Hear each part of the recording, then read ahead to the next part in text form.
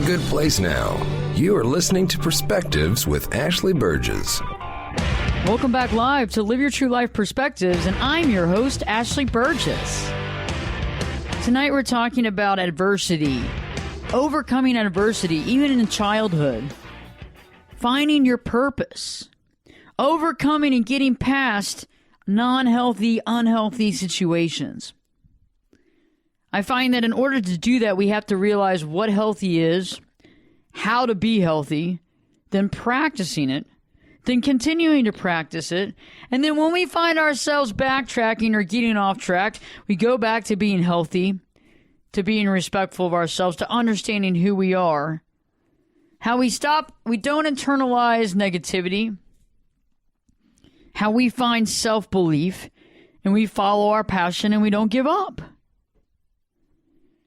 And I find it interesting in life how many of us, the majority of us, I believe, do this. And we all go by different ways of doing it, and we create a different life. But when it comes to being a survivor, when it comes to, being in hell and walking right out of it, and finding yourself in an amazing place, because of your work and your dedication and your belief to yourself, I find that magnificent. And I find that there are people all over this world that we can talk to and we can listen to and we can learn from. And I find it interesting how some people, it was against all odds for them to even be alive, much less be as successful as they are now. And when I find and I stumble upon somebody, and it's not really stumbling upon anything, right? It's all about purpose. It's all about being in the right place at the right time and being aware. Because I find that awareness is one of those things that a lot of us don't put a lot of, we don't really think a lot about it. And I find that to be a problem. Because I find that when we are aware and we see things and we are cognizant of the things that we're coming into contact with, we have a greater understanding of what's happening. We get a greater understanding of the complexities of our life, and we get a greater understanding of what we actually have options of having. But I think, too, there's two layers of life, is that sometimes once you realize that you actually do have power, you sit there and feel like maybe you feel this way because you have thoughts of grandeur. And then some of us just don't want to even deal with that or participate in that and don't understand it because we weren't raised to believe that we have any power.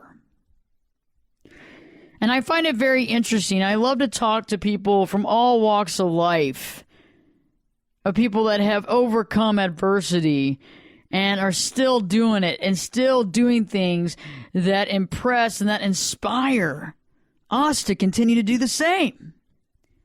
Because that's really what it's all about. There really isn't any degrees of separation in reality. We're all part of the whole, right? We're all part of the group. That's what it's all about. And we're all living this life. And there's really a type of purpose behind all of our lives. And there is kind of more of a marriage of ideas as far as kind of the direction of where we're kind of supposed to go. And so I find that very interesting when I come across somebody that I find has a very prolific life and is really, was very much challenged in their childhood and had to overcome a lot of adversity to become the person that they are today. Joining me tonight is somebody that I've been very interested in. You come across certain books and you come across certain things. And recently I was traveling to see my grandmother, and I was in the back seat, and my aunt was driving, and I saw this book in the back of her car. And the title of it was 90 Minutes in Heaven. And I saw that the writer was Don Piper with Cecil Murphey. And I read the book. It took me about 3 hours to read from cover to cover. And then I got interested in both of the individuals on the cover. And then as I did some more research, I got very interested in Cecil Murphey. When somebody is as prolific as this gentleman, you've got to find out more information. You just have to. You just can't let it go. And so I went on the website and I went to Google and I looked for Cecil Murphey and I found all this stuff. And I can't believe he's written, I think, over 180 books. And we're going to talk about that just in a little while. But I want to know more about him.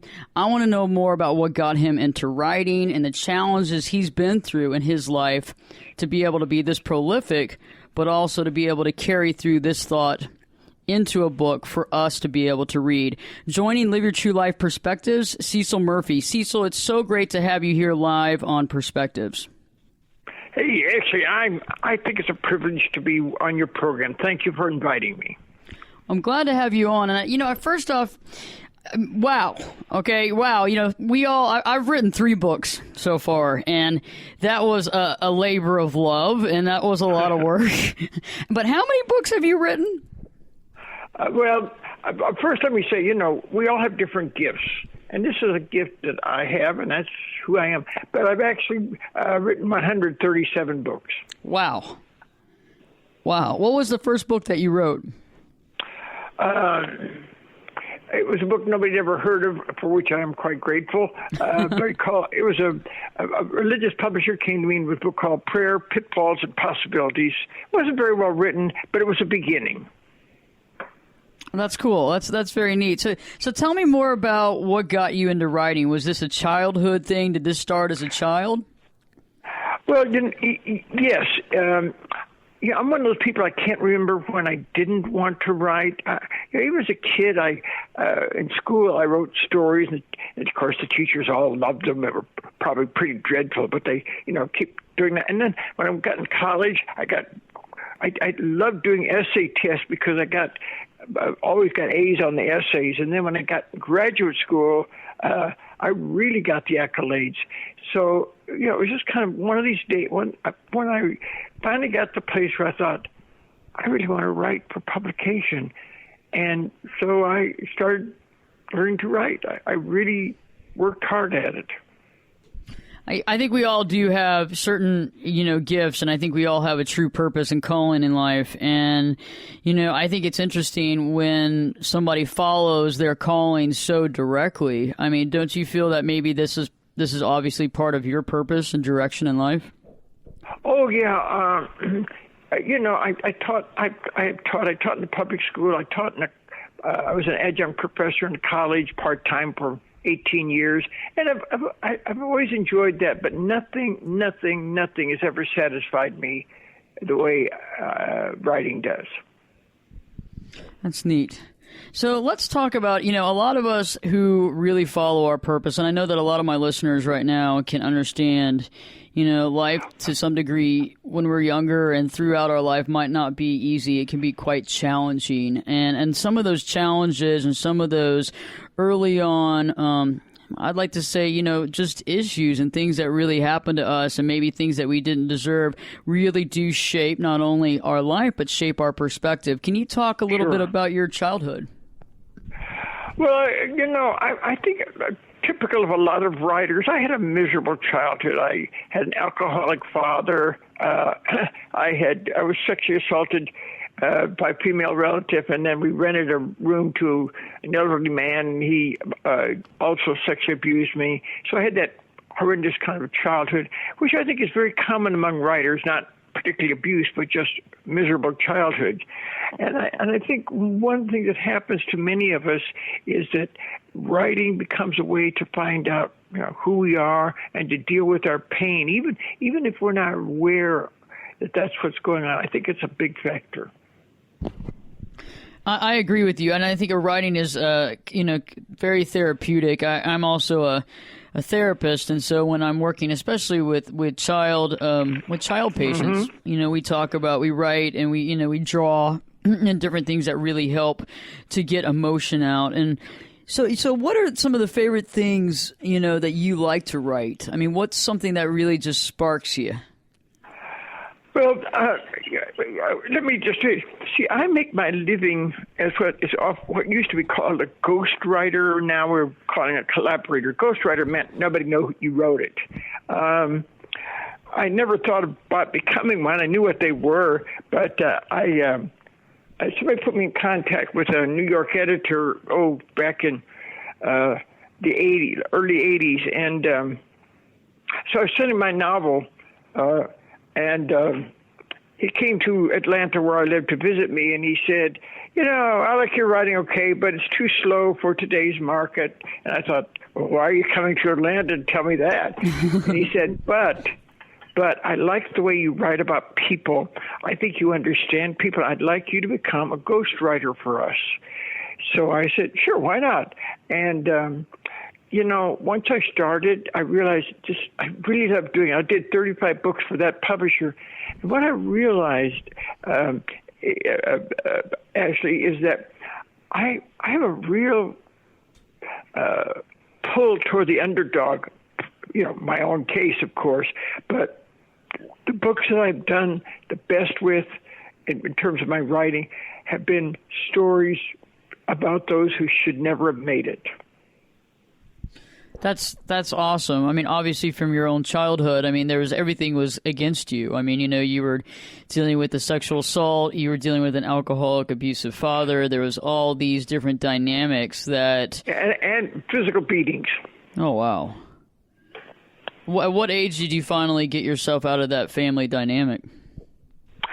Oh, I got out. I didn't realize how dysfunctional we were, except I read a lot as a kid, and I went to movies, and I realized that our family wasn't normal. And so as soon as I finished high school, I enlisted in the Navy to get the GI benefits, because I determined I would never ask my parents for money. They probably could have afforded it, but I just decided I would never ask them and make my own way. So I got out of that family dysfunction at age 18, and I'm so glad I did. And I think there's a lot of people that can resonate with what you just said, because childhood. I had a decent family, but I still went through issues. But I see clients all the time that it's just amazing that they were able to make it. To hear, to be able to see and identify the fact that it wasn't their fault, and that they can still and will make something out of themselves. Yeah, and I think too often as kids we're so egocentered that we think everything's our fault. And I think part of what I had, I don't know that, and I think a lot of this crazy stuff I did think was my fault, but I also knew that there was something strange about our family. And it was awesome that you have the ability, though, to realize, and because I think that some of us, and I think all of us to some degree, are very intuitive, and when we're able to see, though, that the things that are happening aren't necessarily because of us, It's like when as adults now we say, well, it's not all about me. That's right. That's right. So let me ask you, what are some of the most recent books that you have co-written that you are very proud of? Well, it's not a recent book, by the way, but I wrote Ben Carson's autobiography called Gifted Hands back in 1990. It's still my favorite book. It was the easiest, maybe I shouldn't tell this, but it's the easiest book I ever wrote because even though he's moving into the political arena now, this has nothing to do with that. This was a man who overcame all the odds of childhood, impoverished, no education, it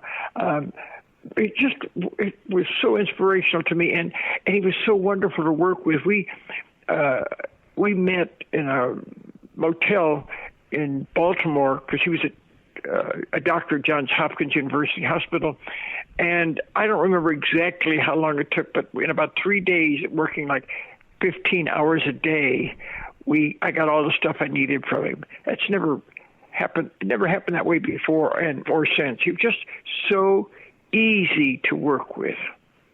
That's interesting. I don't know a lot about Ben Carson. I probably should be a little more educated. I seem to know a little bit about everybody's backgrounds. What were some of the things that he went through as a child that you wrote about in the book? Okay. First, he was born. He's African American. He was born in the ghetto of Detroit. His mother worked for wealthy Detroit people, automobile people. So she kind of knew how upper class people lived. And in 5th grade, Ben was at the very bottom of his class, and she found out about how these people did. So she went to him and she said, Benny, you and your brother are going to have to, you're going to go to the library every week, and you're going to take out 2 books and write a book report. Now, his mother was one of 23 children. She'd only been to 3rd grade herself, and it never occurred to Ben that he could disobey his mother. So he did exactly what she told him every week, 2 books. And by the time he finished 5th grade and was in 6th grade, he was at the top of his class because of his reading. And by the time he finished high school, he won a full scholarship to Yale. So, and he had, and he had some personal problems, a lot of anger and so on, and he dealt with those. And he did until he retired a year or 2 ago. He did surgeries that very few other people could do. He's a pediatric neurosurgeon, and he could remove up to half their brain with no, because of tumors, with no side effects, which is it's nearly impossible, but somehow he can do it. Wow. It's amazing the things that we have, overcome, and individual stories are always amazing too. And it's interesting. I mean, just as a sidebar, those are things that, unfortunately you don't hear about that much in the news, even during this election time when you think about that kind of stuff. And those are things that, I would like to hear about. That's human interest stuff that makes me, makes me like somebody a little more. Sure. Well, let me tell you about one more recent book. There's a woman named Katharina Rosenblatt in the Miami-Dade County near Fort Lauderdale, who became entrapped in sex trafficking when she was 12 years old. Very lonely girl. She'd been sexually assaulted by her father and some neighbors, and very, very lonely. And this sex trafficker, beautiful blonde, 18 years old, came and recruited her and made her, became her friend. And within no time, she was into the sex trade. They kept her into it by feeding her all the cocaine she wanted. And for about 10 years, she was a sex slave. I mean, like anything you've read about. And then finally she just absolutely broke through. Now, she broke away 3 different times, but the first 2 times they brought her back because she was still hooked on cocaine. The 3rd time she actually just broke away from it, and it was just nearly impossible, but she absolutely kicked the cocaine habit without going through any kind of withdrawal. And she had dropped out of school in 8th grade. She took a GED. After that, she went and did an undergraduate degree, a master's degree, and in 2015, she received her PhD. And today, she works with other survivors of sex trafficking. Wow, golly, that's a big change, and that's rare to hear. That's a major success story. When did y'all write that book? I'm sorry? When did y'all end up writing that book? Is that a recent? Oh, yeah. It came out in the fall of 2014, or I think that's when it was. It's called Stolen, The True Story of a Sex Trafficking Survivor. Oh, wow. I'll have to check that out. I know that a lot of my listeners are very interested in that because it's really interesting when people can overcome those situations and move forward. So let me ask you, you're so prolific and you've worked so hard and you've done so much work and you've been involved with so many people's lives and telling the stories of all kinds of things. What are you working on right now, or what does the future hold for you? Actually, that's a good question. I decided last year that it was time to slow down. I've been doing this full time for 32 years. By the way, I'm 83 years old, so it's, chronologically it's time. But I still have a lot of energy, and I'm highly self-disciplined, those kind of things. But I still feel I want to just slow down and enjoy my life. So I have a couple of projects I'm starting to work on, but I don't even want to talk about them yet because I don't talk about what's in progress. But I'm just slowing down, and I'm enjoying it. The way every morning I pray, God, help me to work less and enjoy my life more. That's neat. Tell us a little bit about your morning routine. You know, all of us have kind of this morning routine, and I think a lot of people that are listening that might be a writer as well or an aspiring writer might be interested in your routine and kind of your daily kind of form of action. Well, good question. You know, we all have a different way of looking at life and a certain amount of self-discipline. See, I have three gifts. I'm highly self-disciplined. I have a lot of energy, and I'm fast at everything I do, so that works certainly for my benefit. But when I first started writing, I was so busy in other jobs. I just made sure I got about 30 minutes every morning before I went to work, and then it became 45 minutes and an hour, and then finally in 1984, I just walked out of everything else and became a full-time writer, which I've been since. But for me, it works like this. I get up early in the morning, like 4:30, 5 o'clock, and I'm a runner, which I think physical exercise is so significant. And so I run 4 to 6 miles every morning, come back, breakfast, so on. And I used to be at my desk by 7 o'clock, but as I said, I'm slowing down, so now it's like 8:30 or 9, because I sit around, do a lot of reading, do things like that. But I also make sure I read every day, because as a writer, I need to keep learning and filling the well. But I work till maybe 1 o'clock, stop for lunch, maybe take a nap, maybe just read, something like that. And about 4 o'clock, 5 at the latest, I turn off my computer for the day, and then I relax. I'll watch TV, read some more. I might even go for another run, go to a movie, go out to dinner with friends, that kind of thing. And that's how I do it. I think that's interesting. I'm a big believer, and I know for a fact how well exercise works. And it's funny you brought that up, because I have clients that come in for their first appointment, and they'll be like, yeah, I can't sleep and I can't get things done, and I'm having, this type of problem and all these things. And I'm like, okay, first off, before we even talk about medication or anything, do you exercise? And usually the answer is no. I do not. Or I should, but I don't. Yeah, it's always I should, or, I'm really going to get to that, or I used to, but I don't anymore. And it's like, well, that's the key, I think, to having a balanced life, to having a mind that works, and to having a body that can get some sleep, but also to be invigorated. And it's wild. So you run 4+ miles a day. That's pretty impressive. Well, and also, there's another thing, and that's I maintain a healthy lifestyle. I eat very healthy. I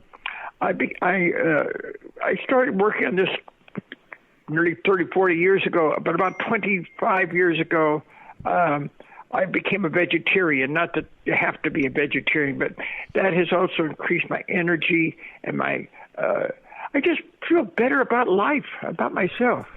Let me ask you, as a vegetarian, and so it's interesting you brought that up. I actually practice being a pescatarian, so I do vegetables and fruits, but I also do fish. So do you see a huge increase in your energy and just better feeling all in all being a vegetarian? Oh, yeah. And how long did you used to eat meat, or was that, how long ago was that? Well, I tell my friends, I had a hamburger in 1987. Actually, I've been a vegetarian since 1992. And, actually, I don't think everybody ought to be a vegetarian. I know this works for me. And I know I'm really healthy. And I work with I did some work with the Seventh-day Adventists, and I don't know if you're aware of this, but there are two things. First, they're as a control group, they're the healthiest people in the world. And second, a large percentage of them are vegetarians. So I learned a lot from them. Ben Carson's a vegetarian. And I learned a lot from those folks because I did several books with Adventists. And what I learned is if you eat a wide variety of vegetables and fruits and grains, you don't need to worry about anything else. Just eat widely, and you get all the nutritional value you need. I can see that, and that's saying I haven't had I think a hamburger. The last time I had a hamburger was back in middle school when my dad made one on the grill. You know what I'm saying? Sure. And it's like I'm not interested. I'm big on meditation, and so I find that the beef and stuff like that. There's a heart space thing that I can't get over if I try to eat that. Yeah, well, and you said something significant. You said just no, not interested. And see, when I became a vegetarian, I made this promise to myself: if I wanted a hamburger or a steak, I would eat it. And I just haven't wanted it. I used to be a big ice cream eater. I haven't had ice cream in probably 5 years. And it's not. Yeah, it's because I'm committed to live as healthy as I can. As I told you, I'm 83. I take no medications. I think the last time I was sick, I had an earache maybe 3 years ago. Wow. That's pretty amazing. Well, I do figure that a lot of times, unfortunately, we do create a lot of our own illnesses. Of course we do. And I know there's some genetic factors involved. Nor am I trying to make anybody feel guilty. I'm just saying that we have to take charge of our own health and our own lives. And that's what I've tried to do. I agree with you wholeheartedly because, and I do think that sometimes when we realize the power we have within and the power we have, it makes it a little easier, but it also takes it to the next level, and it kind of shows that we do have a responsibility, and it with more power and with the knowledge of having more personal power, there's more responsibility, and some people choose to see that and accept that, and some people don't. Sure. And I find that, and I know that a lot of my listeners, I think, are at that point where they realize that, and they're making changes in their life to remedy that. Let me ask you a question. How are you living your true life on a day-to-day basis? I'm not sure what you mean by that. Okay, so I always ask everybody on my show, my first book and my second book and my third book is all about how to live your true life. And in my case, the way that I'm living my true life is being authentic and being truthful and being honest with myself, because I realize that, the most important relationship is the one with myself. And because that colors and reflects everything that I see in every relationship and communication I have, because when we're good with ourselves, we're good with other people and we can understand. And so I always ask that question. Some people talk about exercise, other people talk about, prayer, but how are you living your true life on a daily basis? Okay, I do have prayer time every day. I am a committed Christian, and that really is important to me. My exercise program is terribly important too, because that's when I think I really get in touch with myself, and I learn about myself. I also try to read as widely as I can. I figure there are always people out there brighter than I am, and I can learn from them. So I read a minimum of a book a week, fiction and nonfiction. I'm committed to keep learning until I die. I love that. And I think that's true, though. I mean, I think that honestly, as long as we keep learning, I think that's the key to having a successful life. That's right. I really appreciate you coming on Live Your True Life Perspectives, and I feel that a lot of my listeners can really benefit from what you said. Is there anything that you would want to say before we end our interview today that you think might inspire people to maybe be, even if they're not a published writer? Yeah. Okay. I'll just say one thing, and you've already pretty well said it. Be true to who you are. One of the things I committed myself to do is this. I want to be as transparent as I can be. Some people don't like that, but when people meet me, what they see is who I am. At least that's what I'm working toward. And that's the way I want to live the rest of my life. And I hope other people will do the same thing. I love it. Well, thank you so much for joining us this evening, and I so appreciate it. And I look forward to talking with you more here in the future for sure. Actually, thank you so much for interviewing me. This is fun. Thank you. I have a blast, too. Thank you so much, and I look forward to talking with you again. Okay. Cecil Murphey. Cece is an amazing man. I'm impressed by him as a person, his authentic self, his true self, and I think it's interesting, no matter what our age, when we really do focus on being the best we can and doing what's right by ourselves, we really go the distance. We go the distance. And I think that's so interesting. And I'm delighted that things happen in life.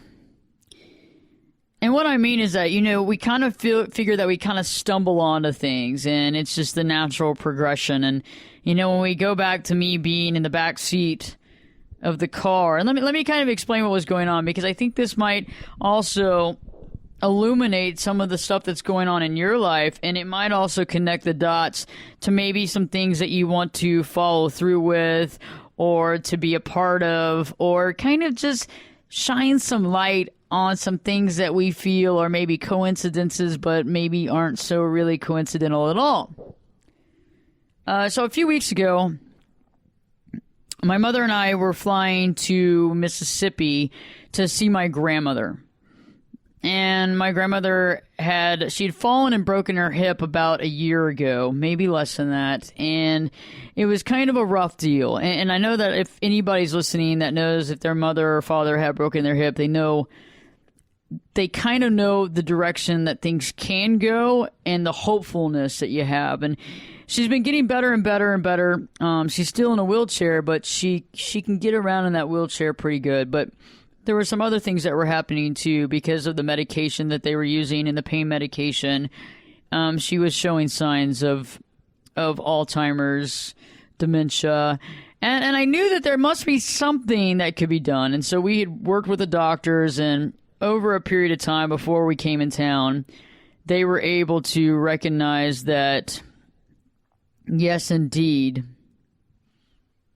that one of the medications was causing a reaction that was mimicking the onslaught of dementia. And so once they were able to figure that out and to stop that medication, her memory came back and her normal emotions and her normal activity came back. And so that was amazing. And so we came to visit her. And it's funny because I consider myself like a very good driver. I'm a driver. If I ever need a side job, I could be a limo driver, as a stunt limo driver on MacGyver or something. Like, seriously, I can double park any single vehicle. I could double park a tank if I had to. I mean, I can drive all the way down a street, backwards without hitting one thing in a limo. I mean, I can do that kind of stuff. I know it's crazy. I mean, where am I making the money on that deal? I should be just exit stage right and start doing that 24/7. But so you understand how it's like to be a driver like that and to be sitting in the back seat.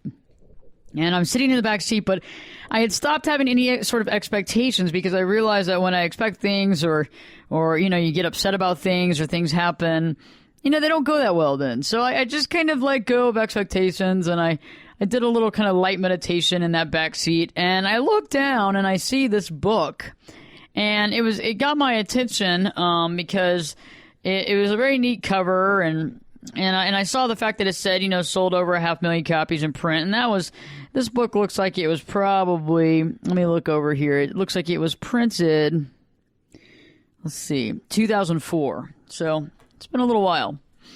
And so I picked up the book and I saw 90 Minutes in Heaven, Don Piper with Cecil Murphey. And I kind of looked through the book as we're riding down the street, and we get to the medical facility that the home that my grandmother's in, and I brought it in with me. And on certain occasions when I wasn't really needed and I was kind of sitting in her room waiting, I read some of the book, and it wasn't until that night when I just couldn't put it down. And I wanted to do a little bit of research, and so I did some research, and I was talking about that earlier. And then I came across Cecil Murphey, and I got very interested. And then when I realized all the books that he's co-written, I was like, wow. I mean, it's a pretty amazing life so far to have all that going on, and he's still got more going. I mean, he's still got more going, and he's kind of like me in that respect. Is you don't want to count your chickens before they hatched. And it was interesting on the way into the studio. I was listening to a person on the radio, I hadn't heard them speak before, but it was very interesting. And they were talking about, different layers and different people and different situations in life and how to be aware of, maybe what to give away and what not to give away and what to talk about and what not to talk about. And I think it's interesting. And I know I'm going off a little bit on one way or another, but I think this is an interesting concept. Is that there's some people out there that you're so close to, and they have, as everybody says, I got your back, man. I got your back. They have your back. But I'm talking about, they know who you are, and they care about you, and they love you. And for a fact that they're very good friends. They support you, and they're there for you. And I feel like those people, you can kind of communicate with things that you might not other people. And I think there's different circles of friends and relationships that we have. And I think in these different circles and these different relationships, we're able to offer different things. We're able to associate with different things. And we're able to elaborate on certain things. And I think that's interesting because, I think that a dream that I like to think is a dream that kind of coordinates with purpose. And I think that all of us, I know all of us have a purpose out there. We all do, or we wouldn't be here. And it's interesting when we finally figure out some sort of idea about that purpose and we can converge that into our life. And I don't think that anybody can ever step in your way of your purpose. They can maybe make it a little harder to get to, maybe take a little longer. But I think for the most part, if you know your purpose and you're destined for that and you believe in it and you work toward it on a daily basis and you have solid belief, nobody can take that away. And I think it's interesting as we go through life and we meet amazing people. And, Cecil is a definitely amazing person that I think is very interesting. Because, think about his life. And I think that we also need to look at our life with the same grace and understanding and belief. And I think it's so amazing to be so well-rounded. And I think that some of us do have a lot of responsibilities.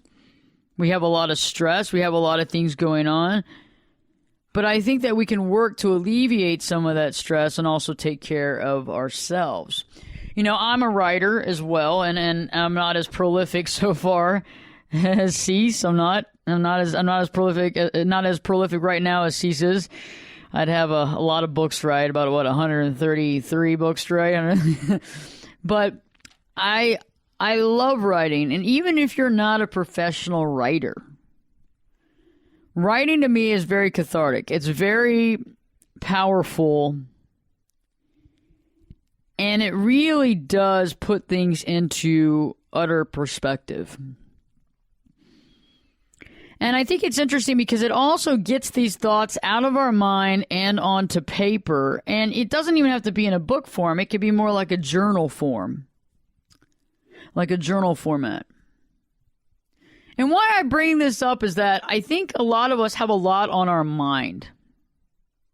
We have a lot on our mind, and because we have a lot on our mind, we have a tendency of being overwhelmed, of feeling stressed out, of feeling not understood, the inability to sleep, lots of stress on us, feeling stressed out, feeling, upset. And I feel that when we write things down, we're able to take these things out of our mind, put them on paper. It opens up our mind more. That chatter begins to cease. And you're able to think about different things. And let me give you a good example, because I think you might be like, what is she talking about? For all you men out there who are on your way home and you get a text or a call from your wife saying, honey, I need you to pick up some stuff at the grocery store. Do you mind stopping? And you're like, no, I'll stop. And when they call you and they say, well, I need you to get this, and that. And yeah, some of you are remarkable at lists in your mind. But some of us aren't. And the reason for that is it's very hard to hold several different thoughts in your mind. Okay? Even items for a grocery. it's difficult to hold those thoughts in your mind or those ideas in your mind. And so when we're dealing with a complicated situation or a stressful situation, that's why we have like that like ego focus. And the problem with having that ego focus is that we can't focus on anything else, and we can only see the problems. We can't see the plausibility. We can't see the positivity. We see the problems and the issues, and we can only focus on that because that's what's taking up our mind share. And anybody that's gone through a stressful situation knows what I speak of. It's hard to let that go and let the rest of it in. And so, maybe when you start thinking about it, you don't have to be a professional writer. You don't have to be at Cecil's level that he's written 100-something books. But you can write a book or write a journal that's about you, that helps to express the relationship you have with yourself. Because I find that one of the most intriguing relationships we have, right? One of the most intriguing relationships we have is with ourselves. And why that is because it's the one person we're really supposed to get to know. Because we can't live in someone else's mind. And we're really not supposed to live for somebody else. And I hear these songs all the time on the radio that says, because you love me, now I'm complete, and all this great stuff. And unless it's talking about a higher power, I really think that this is not right. Our purpose, I think our genuine purpose, everybody's genuine purpose is to understand themselves. To understand why they're here. That's purpose, right? That's also a form of purpose. To understand our emotions, our feelings, but to also understand ourselves separate from our body, but not in a way that we don't take care of our body. Because our body's basically that vehicle, right? That takes us from A to B, that gets us to where we need to go and all that good stuff. And so it's this vehicle that takes us in a healthy way. And if we take care of this vehicle, it will be there for a long time. But we also realize that once this vehicle passes, we still move forward. And I think it's a very interesting scenario that we're in. And if we're able to understand ourselves now, we can greater understand ourselves later. But also the reasons for our journey here. If you haven't checked out my latest book, I'd love you to check it out. Go online and check out the 10-Day Challenge to Live Your True Life. The 10-Day Challenge to Live Your True Life. And the 10-Day Challenge to Live Your True Life is a book that it's really the mental, emotional, and soul boot camp that will help to transform your life. I believe that once we realize our power, our personal power within, we can begin to make changes in our life, to embrace our life, and to begin to see what we can achieve in this life. And I don't think that it should be a long period of time that it takes you to read this, so that it's another hurdle to get over to try to better your life, and you're trying to read 500 pages and you're just like, oh my God. Now, it's 10 days, and it's a really rapid personal growth basically day after day. And it keeps building on itself. And that's what we're doing. And remember how C said he keeps on learning. And you know what? We keep on learning until we die, because otherwise it's not a good life. I mean, we all must keep learning and growing and experiencing and seeing things and growing our perspective and being one with this stuff, because it's so impressive. I'm impressed day by day about our abilities. I'm impressed day by day about the powers we have. And I find it very interesting the power we don't use. And I find it very interesting the powers we give away. How much power we give to other people over us. I find that very interesting. I find it very interesting how people are more easily giving their power away and thinking that's a good thing. And I know that there's two sides to the coin. One, some people don't believe that they have any power, therefore they don't know that they can even give it away. The second option is that they kind of realize they do, but they don't want to be responsible with the power. So they want somebody else that they can blame. And I find that interesting. I don't think that there's anybody is our cross to bear. I believe we are our own, right? Isn't that what life's about? It's about finding yourself, understanding who you are, getting to that next level in life. I like to call it leveling up. And being able to experience things on a different way, in a different form than accustomed to.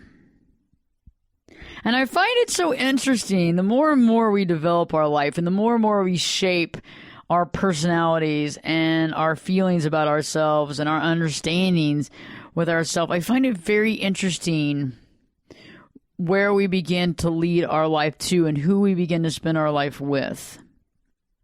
And I was recently in a session with a client, and we were talking, and his wife had left him for someone else. And she had children from a previous marriage before him. And he's like, I just don't know if I can do this. I don't know if I can move on. And it has been about a year. And he said, I just don't know what to do. And I said, what would happen if she came here today and wanted you back? He goes, I would get on my knees and I would go right back with her. And I understand that, but I said, why is that? And he goes, because I found value in taking care of her kids and taking care of her. And I said, so basically what you find value in is purpose, and so basically your purpose ditched you. But is that really your purpose? Question mark. Think about it. I find that that's an interesting concept in life, that no other person can absolutely be your purpose.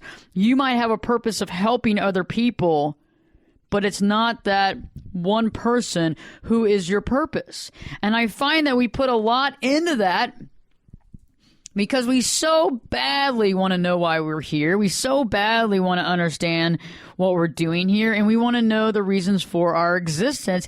And when we find someone that might need our help or we want to help, we automatically extrapolate the fact that they are our purpose. And when they leave or they throw us away or they kick us to the curb, we feel as though our value and purpose has kicked us to the curb as well.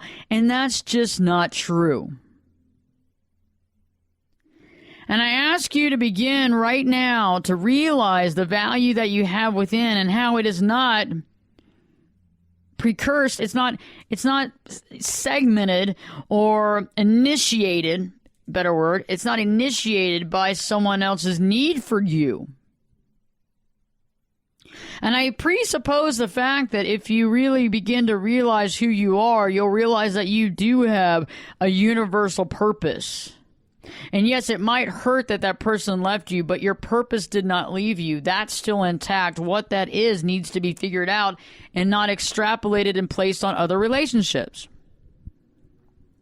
And so I ask you to begin tonight and throughout the next few days and the weeks and the months and focus on what it is besides your job, besides the kids and the family. What is your distinct and utter purpose, and what can you begin to do right now and every day forward to get closer and closer to achieving that? I believe that we're put here for reasons, and it's not until we actually get the stuff done that we're supposed to do we move on. And I just find it very interesting. And I think that there's so much to everybody. I think that we, as a species, as a human being, is very intricate and very dynamic. And it's for you to find that part of you and be able to resonate with you. And once you do that, you feel comfortable in your own skin. You're happy with your life. You're happy with others. And no matter what your childhood, no matter what your family, no matter how abusive, disruptive, challenging you went through. We heard Cease, he went through a very challenging childhood with sexual abuse and physical abuse and everything you can think of. And he was able to move out of that and create what he has. And he's done a spectacular job of it, and I am extremely impressed. And you too have all the power in the world to overcome any situation and do what you need to do to find and live on purpose. For more information on the latest shows that I have out or on my recent blogs or articles in various newspapers and magazines, check out Ashley Berges, Ashley, BERGES.com, AshleyBerges.com. Tweet me at Ashley Berges and tell me what you would like to hear about, or if you'd even like to be on the show. Also, follow me on Facebook, Ashley Berges. I would love to follow you back as well. Stay tuned. I have a great show for you next. And live your true life perspectives with me, your host, Ashley Berges. We'll be back this time in 3 shakes.